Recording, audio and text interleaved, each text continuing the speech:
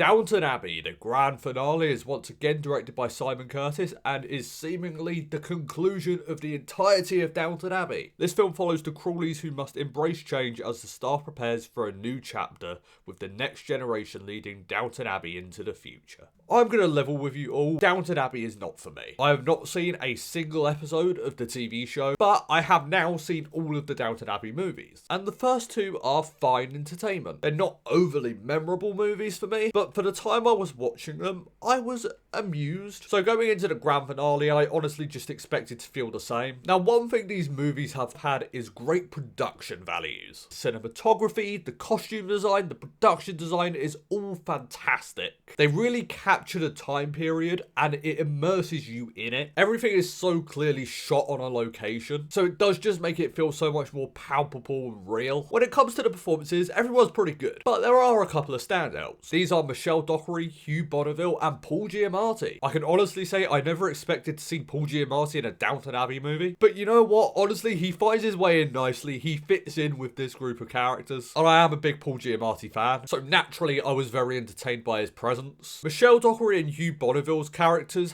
have the most emotional moments in the movie. Again, even as someone who's never seen the TV show Downton Abbey, they are able to convey the history of their characters so well. Now, as this is an ensemble piece, there are naturally a lot of storylines that come with that. Some of the storylines work and some of them don't. I think the main one that does work is the one that features Michelle Dockery's character. Her character is going through a divorce. I think the way the film handles this is actually pretty interesting. The film really gives you a sense of divorce was something that was frowned upon in those times. So watching her character struggling to be socially accepted was really intriguing. There are also returning characters from Downton Abbey: A New Era, the last movie, and some of my favourite scenes in this movie are the ones featuring those characters. Those were some of my favourite parts of that movie, so it was really nice to see them again. And the movie definitely has some laughs as well. In terms of the storylines that don't really work, there's one that involves the planning of a fair. Penelope Wilton's character is mainly at the centre of this, and honestly I just wanted to doze off every time this was playing out on screen. Nothing about it was particularly interesting to me, and it just felt like it was there just to give the characters in it something to do. I had this issue with Downton Abbey: A New Era, and it's more of an issue here because of how much it's brought up. There's a lot in the grand finale about the financial status of these characters, but when you've got rich characters in fancy clothing being served dinner in a huge country house, it's hard to connect with them when they're complaining about money. I do think these movies have done a solid job at feeling like movies and not like an extension of a TV show. And I will say at times the grand finale can feel more akin to a 2-hour episode of a TV show, because there were occasions where I was struggling to figure out, wait, we're in the first act? Are we in the second act? Are we in the third act? So it can feel a bit loose in the structure. If you're a Downton Abbey fan, take my opinion with a grain of salt, because if you are a fan, this movie is made for you. So please go and have fun with it. For me, like the other two, it's a pleasant enough watch, but I'm not going to remember it. I'm going to give Downton Abbey, the grand finale, a B-.